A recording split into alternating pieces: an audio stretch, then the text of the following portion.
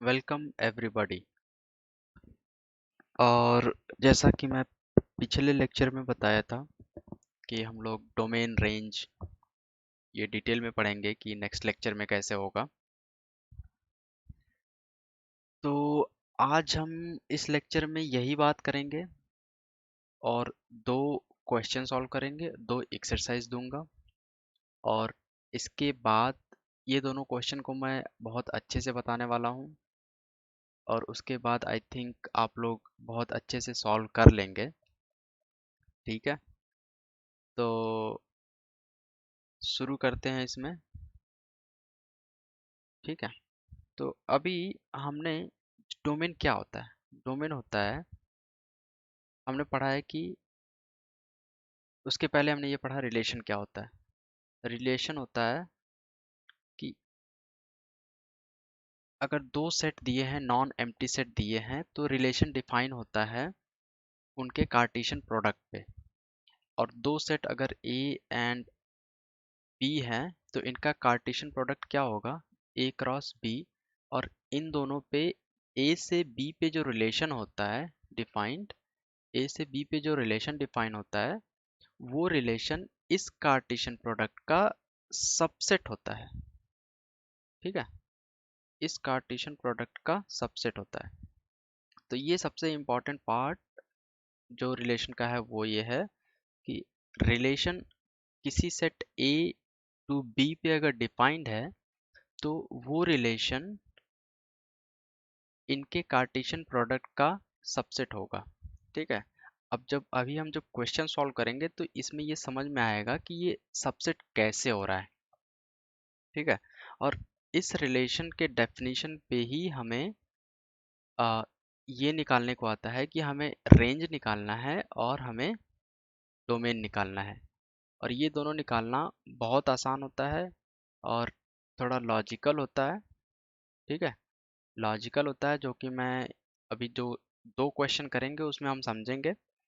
तो देखते हैं कि इनका ये जो रिलेशन हम बोल रहे हैं बार बार रिलेशन ना, ये रिलेशन को हम आर से रिप्रेजेंट तो कर रहे हैं, लेकिन इनके लिखने का तरीका जो होता है वो कुछ ऐसा होता है कि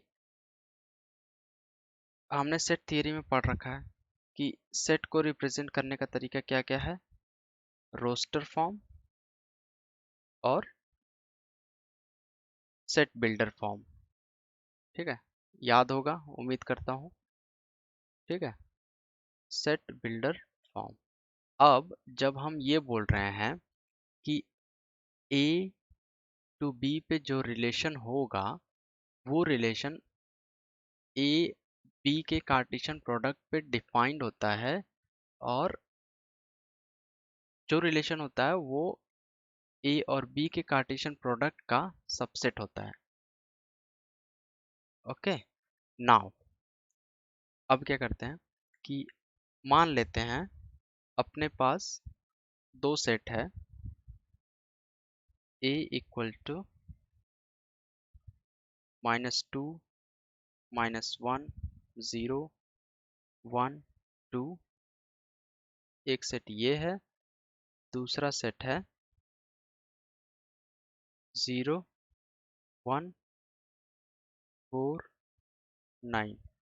ओके, अब हमें इस इसके रिलेशन पे, इन दोनों के रिलेशन पे ऐसा डिफाइंड है, ए और बी बी के बीच रिलेशन ऐसे डिफाइंड किया गया है कि रिलेशन भी हमें दिया है, दो नॉन एम्प्टी सेट भी दिए हैं। ये हम एग्जाम्पल कर रहे हैं। ठीक है, ये एग्जाम्पल कर रहे हैं कि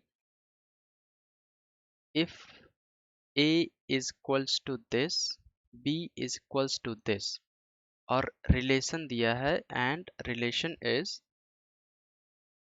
-2 4 -1 1 0 0 1 1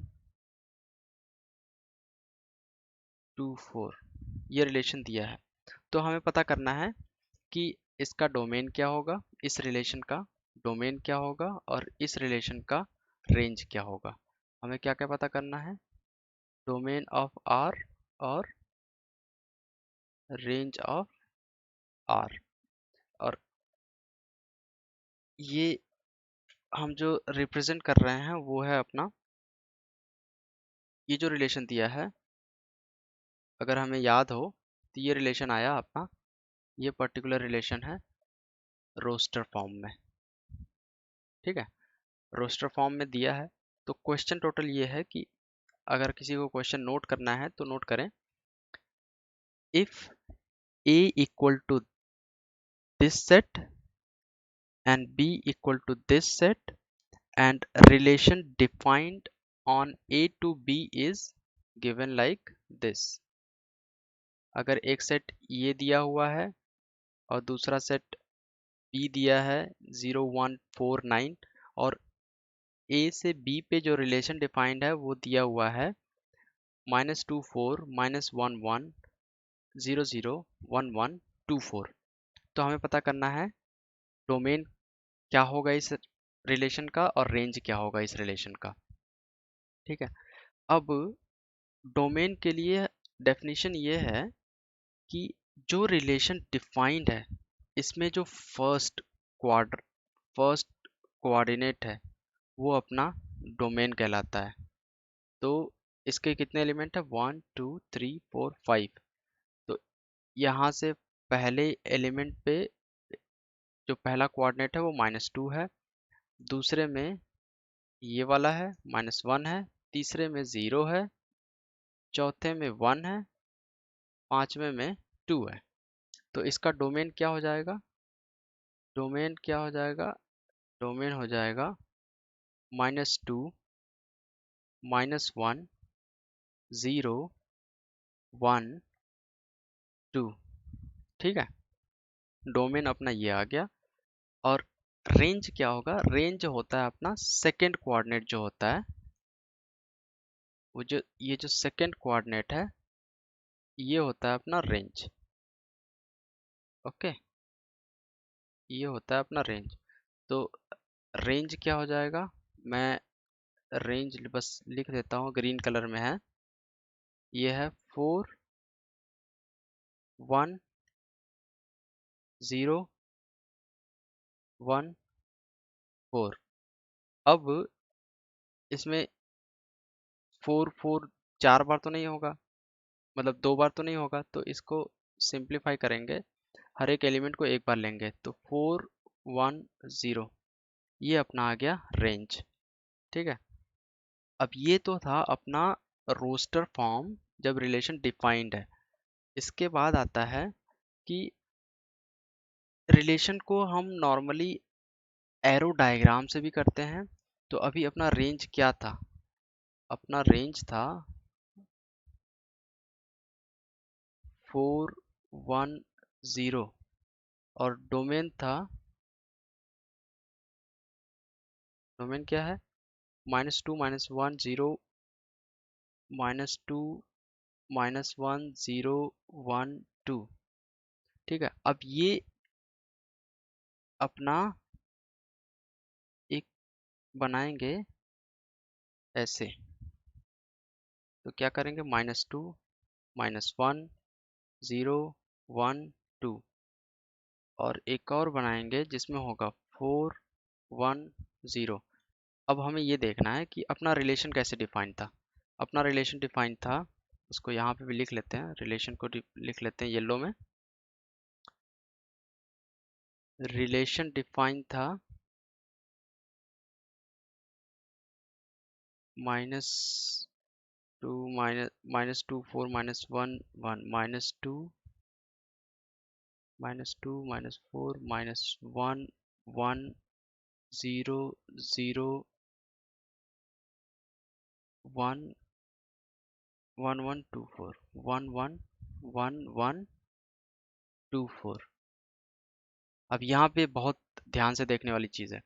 अब अपना डोमेन में क्या है, डोमेन में है -2 -1 0 1 2। अब -2 -1 0 1 2। ठीक है, और वही चीज़ ये अपना जो लेफ्ट साइड में होता है वो होता है रिलेशन का डोमेन। अब ये देखना है कि टू किससे मैप हो रहा है। टू मैप कर रहा है फोर से, तो माइनस टू किसको करेगा, फोर को। फिर माइनस वन किसको करेगा, वन को। फिर जीरो किसको करेगा, जीरो को। फिर वन किसको करेगा, वन को। फिर टू किसको करेगा, फोर को। ठीक है, तो ये अपना हो गया डोमेन ऑफ आर, और ये हो गया अपना रेंज ऑफ आर। ठीक है, और तो ये जो रिप्रेजेंटेशन होता है इसको बोलते हैं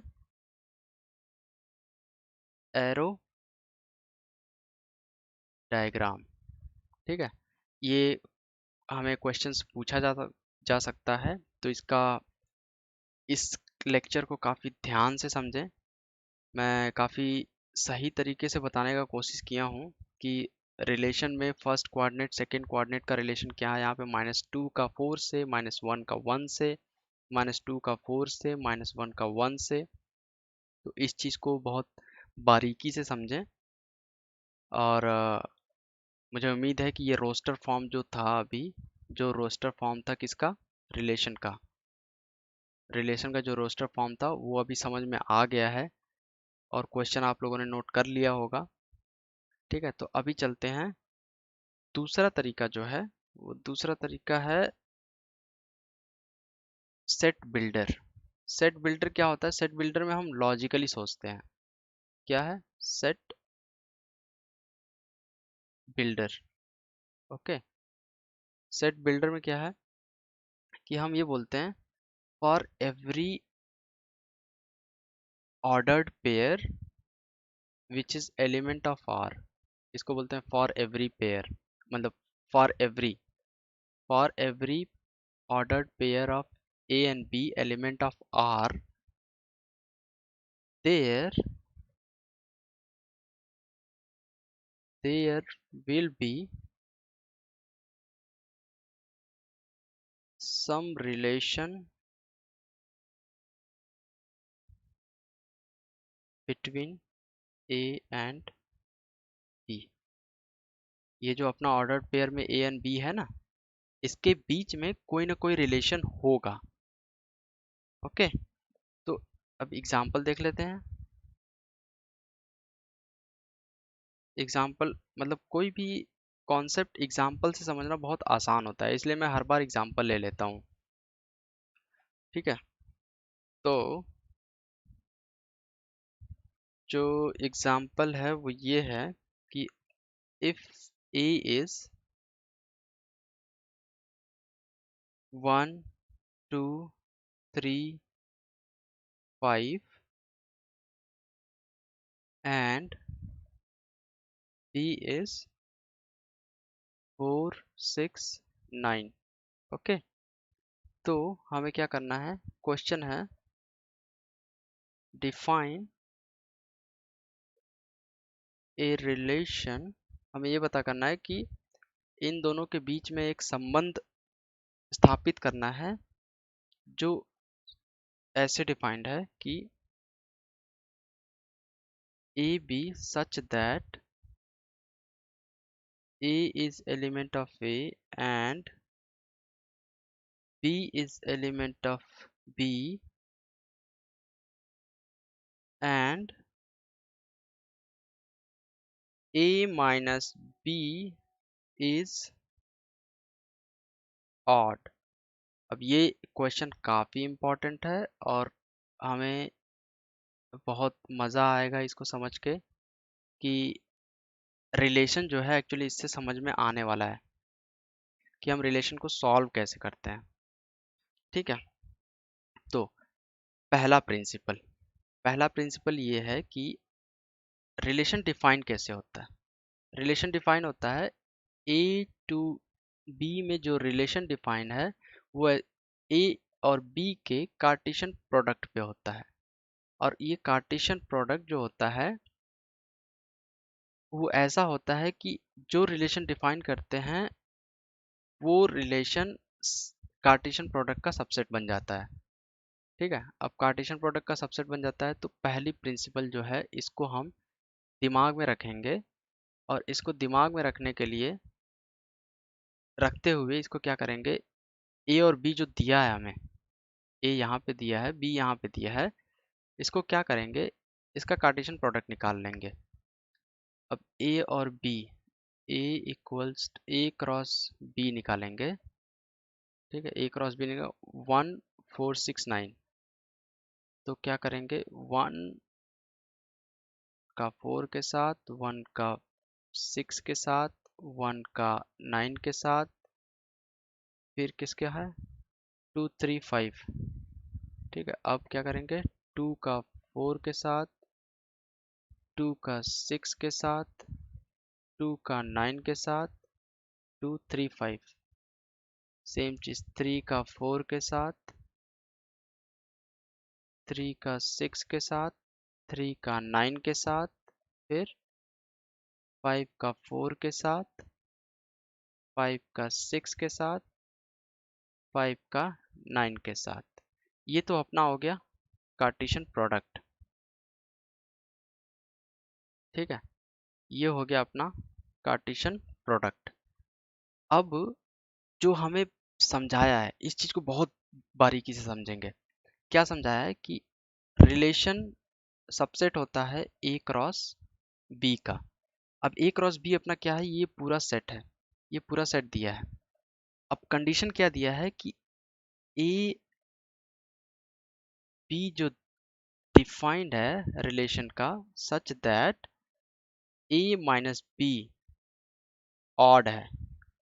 ठीक है, तो हमें वो पेयर पता करने हैं जिनका डिफरेंस ऑड नंबर है। ठीक है, तो वो पेयर कौन कौन से होंगे इसमें से, 1 - 4 3, ये वाला हो गया। इसको डिफरेंट कलर से कर लेते हैं, चलो रेड से कर लेते हैं। तो एक पेयर ये हो गया, फिर 1 - 6 एक पेयर ये हो गया, फिर 1 - ये 8 देगा, 2 - 4 2 देगा, 2 - 6 4 देगा, 2 - 9 7 देगा, एक ये हो गया, 3 - 4 एक ये हो गया, 3 - 6 एक ये हो गया, 3 - 9 9 6 ये नहीं होगा, 5 - 1 एक ये हो गया, 5 - 6 एक ये हो गया, ये हो गया। ओके, 5 - 9 - 4 हो गया। तो अपने पास क्या क्या आ गया रिलेशन में, जो आएगा वो आएगा 1 4 1 6, फिर आएगा 2 9 3 4 3 6 5 4 एंड 5 6। ठीक है, इतने आ गए।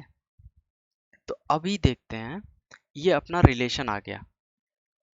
ठीक है, अब रिलेशन आ गया तो इसका रेंज भी पता होगा। अब डोमेन और रेंज भी पता चल जाएगा। डोमेन और रेंज कैसे पता चलेगा, तो सर्किल बनाएंगे डायग्राम में, और पहले कोऑर्डिनेट्स को पहले वाले में लिख लेंगे। 1 ये हो गया, 2 3 5 ये हो गया अपना डोमेन। और रेंज में क्या आएगा, 4 6 9 4 6 4 6।